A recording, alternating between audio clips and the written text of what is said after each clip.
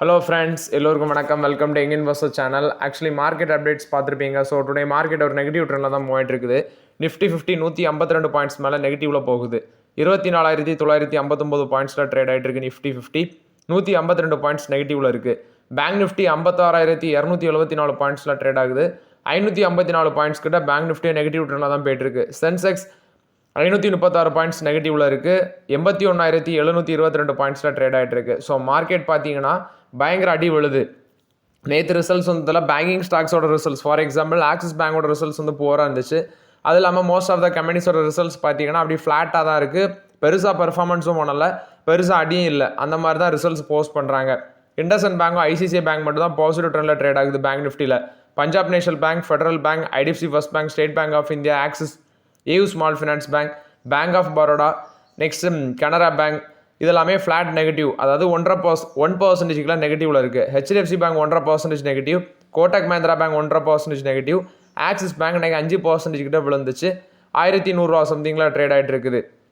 So இது வந்து பார்த்தீங்கன்னா பேங்க் நிஃப்டியை பொறுத்த வரைக்கும் அப்டேட். ஆக்சிஸ் பேங்கோட ரிசல்ட்ஸ் வந்து வீக்காக இருந்துச்சு. குறிப்பாட்டு அசட் குவாலிட்டி ரொம்பவே வீக்கனாக இருந்துச்சு. ஏன்னா நீங்கள் அந்த நெட் என்பிலாம் எடுத்து பார்த்தீங்கன்னா இன்க்ரீஸ் ஆயிருக்கு. குவார்டர் பேசிஸில், இயர் பேசிஸில் இன்க்ரீஸ் ஆயிருந்துச்சு. ஸோ அந்த பேசிஸில் இன்னைக்கு ஆக்சிஸ் பேங்க் 5% விழுந்திருக்கு மார்க்கெட்டில். நெக்ஸ்ட் பார்த்தீங்கன்னா அந்த ஆந்தம் பயோசைன்சஸ் அந்த ஐபிஓ வந்து நம்ம எல்லாருமே அப்ளை பண்ணோம். ஸோ நான் செகண்ட் டே அப்ளை பண்ணேன். எனக்கு நேற்று நைட்டு தான் ஒரு நண்பர் டெலகிராம் குரூப்பில் வந்து போட்டிருந்தாரு. ஸோ ப்ரோ எல்லாரும் செக் பண்ணி பாருங்க அப்படின்னு சொல்லி நான் செக் பண்ணி பார்க்கும்போது நான் 2 லாட் அப்ளை பண்ணியிருந்தேன். எனக்கு 1 லாட் கிடச்சிருக்குது, 1 லாட் கிடைக்கல. ஸோ நிறைய பேர் வந்து 4 லாட் 5 லாட்லாம் அப்ளை பண்ணோம், எங்களுக்கு கிடைக்கல அப்படின்னு சொல்கிறீங்க. ஃபீல் பண்ணாதீங்க. ஏன்னா இதில் ஒரு மேட்டரே கிடையாது. நானே வந்து பார்த்தீங்கன்னா இதான் எனக்கு ஃபஸ்ட் டைம் ஐபிஓ அலாட் ஆகிருக்கு. அப்போ நானும் எவ்வளோ ஃபீல் பண்ணணும். Tata technologies, HDB financial services, premier energies, இந்த மாதிரி கம்பெனிஸ், முக்கியமான கம்பெனிஸோட ஐபிஓலாம் எனக்கு கிடைக்காம போயிருக்குது. அதெல்லாம் குறிப்பாட்டு டாடா டெக்னாலஜிஸ்லாம் நல்ல ஒரு லிஸ்டிங் கொடுத்த ஸ்டாக்கு. ஸோ அதெல்லாம் நமக்கு கிடைக்கல.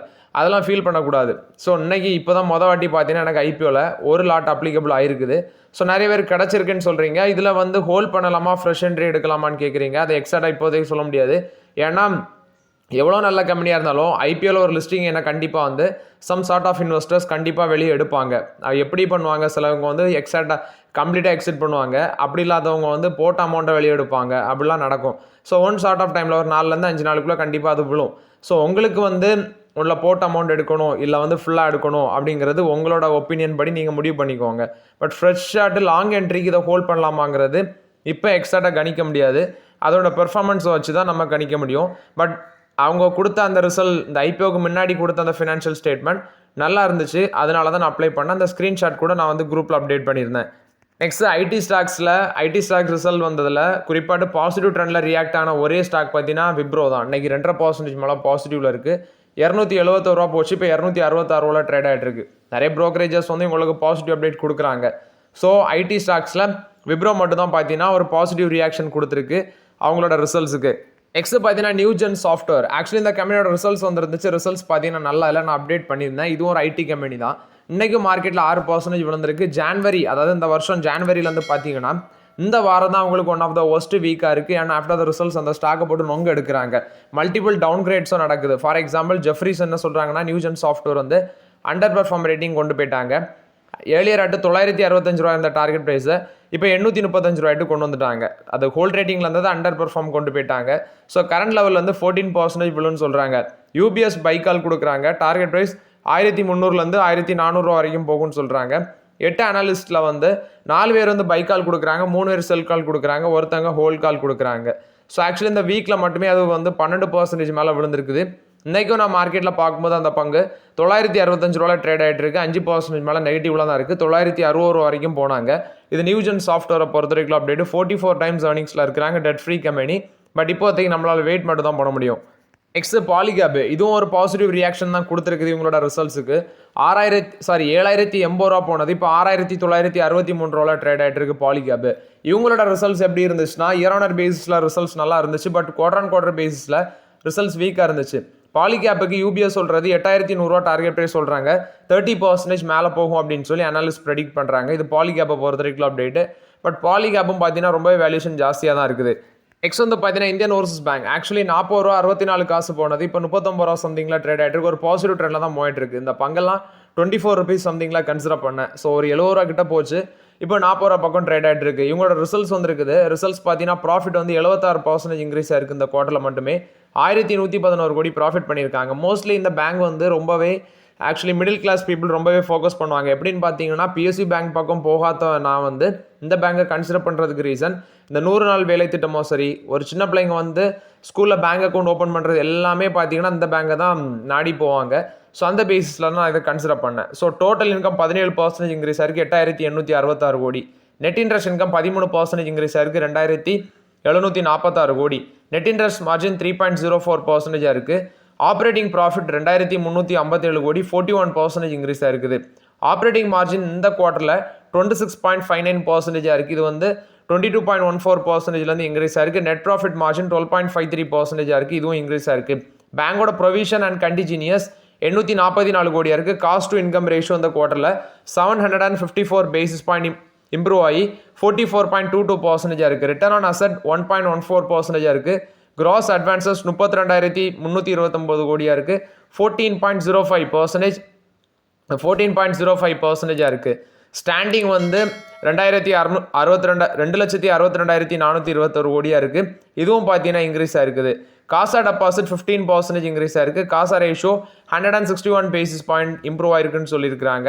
ஸோ சீக்வென்ஷியல் பேசிஸில் நெட் நான் பெர்ஃபார்மிங் அசட்ஸ் டிக்ளைன் ஆயிருக்குது. ஆக்சுவலி கிராஸ் என்பிஏ வந்து 5,178 கோடியாக இருக்குது. இது குறைஞ்சிருக்கு. ஏன்னா 6,648 கோடியில் இருந்தது முந்தின சேம் பீரியட் லாஸ்ட் இயரில். அதை கம்பேர் பண்ணும்போது குறைஞ்சிருக்கு. At the same time net NPM பார்த்தீங்கன்னா 816 கோடியாக குறைஞ்சிருக்கு 1,153 கோடியிலேருந்து. இது வந்து பார்த்தீங்கன்னா என்பிஎஸை பொறுத்த வரைக்கும் அப்டேட்டு. ஸோ ஐஓபியோட ரிசல்ட்ஸ் நல்லா தான் பண்ணியிருக்கிறாங்க. பட் ஸ்டாக் ப்ரைஸ் வந்து இன்றைக்கி ஒரு 1% போனது மேலே இப்போ ஒரு ஃப்ளாட் பாசிட்டிவ் ட்ரெண்டில் ட்ரேட் ஆகிட்டு இருக்குது. நெக்ஸ்ட் இன்றைக்கி மார்க்கெட்டில் எக்ஸ் டிவிடெண்ட் அந்த டிவிடெண்டுக்கான எக்ஸ் டேட் வருது. ஸோ ஒரு குறிப்பிட்ட ஸ்டாக்ஸ் இருக்குது. ஃபஸ்ட்டு கோட்டக் மஹிந்திரா பேங்க் இருக்கிறாங்க, ₹2.50. அடுத்து Bharti Airtel ₹16. Next Dabur India ₹5.25. Blue star ₹9. Afcons infrastructure ₹2.50. Bajaj electricals ₹3. Birlasoft ₹4. Cummins India ₹33.50. Dhanuka agritech limited ₹2. Exide industries ₹2. Intellect design arena limited ₹4 per share. Special dividend ₹3. டோட்டலாட்டு ₹7 கொடுக்குறாங்க. ஸோ இந்த ஸ்டாக்ஸோட டிவிடெண்டுக்கான எக்ஸ் டேட்லாம் அன்றைக்கி பார்த்தீங்கன்னா மார்க்கெட்டில் வருது. But actually most of the stocks எல்லாம் நான் பார்க்கும்போது ஒரு நெகட்டிவ் ட்ரெண்டில் தான் ட்ரேட் ஆகிட்டு இருக்காங்க. கோட்டக் மஹிந்திரா பேங்க், பாரதி ஏர்டெல் இதெல்லாம் நெகட்டிவ்ல தான் இருந்துச்சு மார்க்கெட்டில். அசோக் லைலாண்டோட போனஸ் ஷேர் வந்து எல்லாருக்குமே கிரெடிட்டட் ஆயிருக்கும். ஸோ செக் பண்ணி பார்த்துக்கோங்க. எனக்குலாம் கிரெடிட்டட் ஆகிடுச்சு. ஸ்டாக் ப்ரைஸ் மேபி கொஞ்சம் விழுந்திருக்கு. ₹120, ₹122 சம்திங்கில் இருக்குது. ஸோ செக் பண்ணி பார்த்துக்கோங்க. ஆல்ரெடி அது ட்ரேடிங்கில் அவைலபிளுக்கு வந்திருக்குது. ஸோ உங்கள்ட்ட இப்போ ஃபார் எக்ஸாம்பிள் ஒரு 2 ஷேர் இருந்ததுன்னா அது இப்போ 6 ஷேராக மாறி இருக்கிறோம். ஸோ ப்ளீஸ் செக் பண்ணி பார்த்துக்கோங்க Ashok Leyland share holders. Next பார்த்தீங்கன்னா ரேமண்ட் கொடுத்த அப்டேட்டு 30% ஆக்சுவலி ரேமண்ட் வந்து மேலே போகும் அப்படின்னு சொல்லி ஆன்டிக்யூ ஸ்டாக் ப்ரோக்கிங் அப்டேட் கொடுக்குறாங்க. லாஸ்ட் மார்க்கெட் ₹700 சம்திங்கில் க்ளோஸ் ஆச்சு. ஸோ இப்போ 30% வந்து மேலே போகும். ₹903 டார்கெட் ப்ரைஸ் சொல்கிறாங்க. இவங்க எக்ஸ்பெக்ட் பண்ணுறது ப்ரோக்கரேஜஸ் ஃபினான்ஷியல் 26, 27, 28 இந்த 3 வருஷத்துக்கு அவங்க சொல்கிறது ரெவன்யூ வந்து 16% ரேஞ்சில் வளரும் CAGR. EBITDA 38%, profit after tax வந்து 55% அந்த ரேஞ்சில் சிஏஜிஆர் க்ரோத் இருக்கும் அப்படின்னு சொல்லி மென்ஷன் பண்ணியிருக்கிறாங்க. மதர்சன் அந்த பங்கு வந்து 33% கிட்ட விழுந்துருந்துச்சு. ஏன்னா ப்ராஃபிட் வந்து பெருசாக இல்லை. அட் த சேம் டைம் வந்து கடனும் இன்க்ரீஸ் ஆகுது அப்படிங்கிற பேசிஸில் அந்த பங்கு வந்து விழும் அப்படின்னு சொல்லியிருக்கிறாங்க. ஸோ இது வந்து பார்த்தீங்கன்னா மதர்சனை பொறுத்த வரைக்கும் அப்டேட் இன்றைக்கி மார்க்கெட்டில் 1.5% விழுந்திருக்கு. மதர்சன் இன்டர்நேஷனல் என்கிட்ட கிடையாது. பட் ஆக்சுவலி என்கிட்ட மதர்சன் சுமி ஒயரிங் தான் நான் வச்சிருக்கிறேன். நெக்ஸ்ட் பார்த்தீங்கன்னா கியூபிட். இது வந்து முன்னாடி நம்ம டிஸ்கஸ் பண்ணியிருந்தோம். அப்புறம் ஒன் ஷார்ட் ஆஃப் த டைமில் எக்ஸிட்டும் பண்ணிட்டோம். ஸோ கியூபிட் வந்து பார்த்தீங்கன்னா கான்டென்ட் மேக்கிங் கம்பெனி. இவங்க வந்து மார்க்கெட்டில் மோனோபோலியாக இருந்தாங்க ஒன் ஷார்ட் ஆஃப் டைமில். ஆஃப்டர் தட் வந்து ப்ரொமோட்டர் அப்படி கை மாறி ஷேர்லாம் கை மாறி அங்கேயும் இங்கும் மாறி ஏன்னா ப்ரொமோட்டருக்கு வந்து பார்த்தீங்கன்னா அந்த பிஸ்னஸ் எக்ஸிட் பண்ணாங்க. ஏன்னா அவங்களோட ஃபேமிலிக்கு இதில் இன்ட்ரெஸ்ட் இல்லாதனால ஒன் கம்பெனிஸ் பக்கம்லாம் கை மாறி கடைசியில் அந்த கம்பெனி வந்து இப்போ எங்கே இருக்குன்னே தெரியல. ஸோ இப்போ 147 வரைக்கும் இன்றைக்கி போச்சு. 8% மேலே பாசிட்டிவ் ட்ரெண்டில் இருக்கிறாங்க. இந்த 3 நாள் அந்த ஸ்டாக் வந்து 10% மேலே ரிட்டர்ன்ஸ் கொடுத்துருக்கு கியூபிடு. ரீசன் பார்க்கும்போது அவங்க health care investment limited GII health care investment லிமிடெடில் இன்வெஸ்ட்மெண்ட் பண்ணுறாங்க. அது இல்லாமல் மிடில் ஈஸ்ட்டில் அங்கே குளோபல் மார்க்கெட் இங்கெல்லாமே பார்த்தீங்கன்னா பிஸ்னஸை டைவர்சிஃபை பண்ணுறாங்க. இது மூலமாட்டு ஒரு $3.5 பில்லியன் அளவுக்கு மல்டிபிள் ரீஜனில் இன்வெஸ்ட்மெண்ட் பண்ணுவாங்க அப்படின்னு சொல்லியிருக்கிறாங்க கியூபிட். அந்த பேசிஸில் அந்த பங்கு பார்த்தீங்கன்னா மேலே போயிருக்குது. Next Godrej consumer products limited financial 25க்கான அந்த ஆட் ஸ்பெண்ட்ஸ் வந்து 1,300 கோடியை கிராஸ் பண்ணியிருக்கு அப்படின்னு சொல்லியிருக்கிறாங்க. கிட்டத்தட்ட நெஸ்லே, HUL இதெல்லாமே ஸ்லாஷ் பண்ணியிருக்காங்க. அவங்களோட ஆட் ஸ்பெண்டிங்கே பார்த்தீங்கன்னா ஸ்லாஷ் பண்ணியிருந்தாங்க ஃபினான்ஷியல் 25ல். ஸோ காத்ரேஜ் கன்சியூமர் 1369 கோடி இன்க்ரீஸ் ஆயிருக்கு. இது ஃபினான்ஷியல் 24 கம்பேர் பண்ணும்போது கம்மி தான், 2.47% கம்மின்னு சொல்லியிருக்கிறாங்க. BPCL டிவிடன் அனௌன்ஸ்மெண்ட் பண்ணியிருந்தாங்க, 5 ரூபா பெர் ஷேர் டிவிடன் அனௌன்ஸ்மெண்ட் பண்ணியிருந்தாங்க. டிவிடெண்டுக்கான ரெக்கார்ட் டேட் இப்போ அப்டேட் பண்ணிட்டாங்க. So actually record date July 31 record டேட்னு சொல்லியிருக்கிறாங்க. ஸோ இது வந்து BPCL பொறுத்த வரைக்கும் அப்டேட்டு. அட்டூல் லிமிடெட் இது வந்து ஒரு கெமிக்கல் கம்பெனி. ஸோ ஆக்சுவலி இவங்களோட ரிசல்ட்ஸ் வந்திருக்கு. ப்ராஃபிட் 14% இன்க்ரீஸ் ஆயிருக்கு, 128 கோடி. ரெவன்யூ 12% இன்க்ரீஸ் ஆயிருக்கு, 1478 கோடி. எபிட்டா 6% இன்க்ரீஸ் ஆயிருக்கு, 236 கோடி. எபிட்டா மார்ஜின் 16% இருக்குன்னு சொல்லியிருக்காங்க. பட் இயர் ஆனர் பேசிஸில் இது குறைஞ்சிருக்குது. ஆஃப்டர் த ரிசல்ட்ஸ் வந்து பங்கு 2% விழுந்து தான் ட்ரேட் ஆகிட்டு இருக்காங்க, 2% நெகட்டிவ்ல தான் இருக்குது. சிஎட்டோட Q1 ரிசல்ட்ஸ் வந்திருக்கு. ப்ராஃபிட் 28% காலி. ரெவன்யூ வந்து 10% இன்க்ரீஸ் ஆயிருக்கு, 3529 கோடி. ப்ராஃபிட் 112 கோடி பண்ணியிருக்காங்க. எபிட்டா 1.3% மார்ஜினல் இம்ப்ரூவ் ஆகி 387 கோடியில் இருக்குது. மார்ஜின் 11% இருக்குன்னு சொல்லியிருக்காங்க. டொமஸ்டிக் டிமாண்ட் ஸ்ட்ராங்காக இருக்குது, வால்யூம் க்ரோத் நல்லா இருக்குது. பட் ஆக்சுவலி எக்ஸ்போர்ட் பெருசாக இவங்களுக்கு கை கொடுக்கலான்னு நினைக்கிறேன், ஏன்னா மேக்ரோ எக்கனாமிக் ஹெட்வின்ஸ் அந்த பேசிஸில். அட் த சேம் டைம் வந்து ஒரு 450 கோடி கேபிட்டல் எக்ஸ்பெண்டிச்சருக்கு ஸ்பெண்ட் பண்ணுறாங்க. சென்னை பிளான்ட்டு கண்ணன்தாங்கல், மதுராங்கமங்கலம் அந்த ஏரியாவில் வந்து எக்ஸ்பேண்ட் பண்ணுறதுக்கு ஒரு 450 கோடி பார்த்தீங்கன்னா கேபிட்டல் எக்ஸ்பெண்டிச்சருக்கு ஸ்பெண்ட் பண்ணுறாங்க. 70 லட்சம் டயர்ஸ் வந்து ஆனுவலி ப்ரொடியூஸ் பண்ணுறதுக்கு 80% கெப்பாசிட்டி யூட்டிலைசேஷன், ப்ரொடக்ஷன் கெப்பாசிட்டி 35% வந்து பர்சனல் கார் யூட்டிலிட்டி வெஹிக்கிள்ஸுக்கு நாங்கள் ப்ரொடக்ஷன் பண்ணோன்னு சொல்லியிருக்கிறாங்க. இது சியா டயர்ஸ் கொடுத்த ரிசல்ட்ஸ் அப்டேட்டு. பதஞ்சலி ஃபுட்ஸ் வந்து 2:1 அந்த ரேஷியோவில் போனஸ் அனௌன்ஸ்மெண்ட் பண்ணியிருந்தாங்க. ஸோ இப்போ போர்டு வந்து அந்த போனஸ் இஷ்யூக்கு அப்ரூவல் கொடுத்துருக்காங்க. அதானி குழுமம் ஆக்சுவலி ஃபார்ச்சூன் ஆயில் மேக்கர் கம்பெனியான AWL அதானி வில்மர்னு சொல்லுவாங்க. இப்போ அதில் கம்ப்ளீட்டாக எக்ஸீட் பண்ணுறாங்க. 3733 கோடிக்கு பிளாக் டீலில் 10.42% ஸ்டேக் வந்து எக்ஸிட் பண்ணிட்டாங்க. So US, UK, middle east அந்த ஏரியாவில் உள்ள இன்வெஸ்டர்ஸ் வந்து பார்த்தீங்கன்னா அதை வாங்கியிருப்பாங்கன்னு நினைக்கிறேன். ஸோ இது வந்து அதானி குழுமம் வந்து அதில் கம்ப்ளீட்டாக எக்ஸிட் பண்ணிட்டாங்க. டாடா மோட்டார்ஸ் கொடுத்த அப்டேட்டு, ஜாகுவார் லேண்ட் ரோவர் அந்த பிஸ்னஸில் ஹண்ட்ரட்ஸ் ஆஃப் மேனேஜரியல் ரோல்ஸ், அதாவது ஹை லெவல் மேனேஜ்மெண்ட் ஜாப்ஸ் வந்து பார்த்தீங்கன்னா அவங்க கட் பண்ண போகிறாங்க. கிட்டத்தட்ட 500 ஜாப்ஸ் வந்து கட் பண்ண சான்ஸ் இருக்குன்னு சொல்லியிருக்காங்க. வாலண்டரி ரெடக்ஷன்சி ப்ரோக்ராம் அப்படிங்கிற பேசிஸில் இதை கட் பண்ணுறாங்க. ஸோ லீடர்ஷிப் ஒர்க் ஃபோர்ஸை கட் பண்ணிட்டு லக்ஸரி கார் பிராண்ட் பிஸ்னஸ் ஸ்ட்ராட்டஜியை ஃபாலோ பண்ணுறாங்க. UK, US ட்ரேட் டீல் வந்து பார்த்தீங்கன்னா இவங்களுக்கு நம்பர் ஆஃப் ஜாப்ஸ் வந்து கிரியேட் பண்ணணும்னு பார்த்தா இது வந்து 500 பேருக்கு வேலையை காவு வாங்கியிருக்குது. இது வந்து பார்த்தீங்கன்னா டாடா மோட்டார்ஸ் கொடுத்த அப்டேட்டு. ஆக்சுவலி இந்த டேரிஃப் வந்து பார்த்தீங்கன்னா அவங்க மென்ஷன் பண்ணுறது டேரிஃபு நெக்ஸ்ட்டு சேல்ஸு அவங்க எக்ஸ்பெக்ட் பண்ண லெவலில் இல்லை, அந்த பேசிஸில் தான் இது நடக்குதுன்னு சொல்லியிருக்கிறாங்க. இது டாடா மோட்டார்ஸ் கொடுத்த overall updates. Tata power renewable energy limited அதோட சப்சிடரி. இவங்க வந்து BESS battery energy storage, NHPC வந்து பார்த்தீங்கன்னா Kerala state electricity board limited, அவங்கள வந்து இந்த battery energy storage project win பண்ணியிருக்காங்க டாடா பவர்.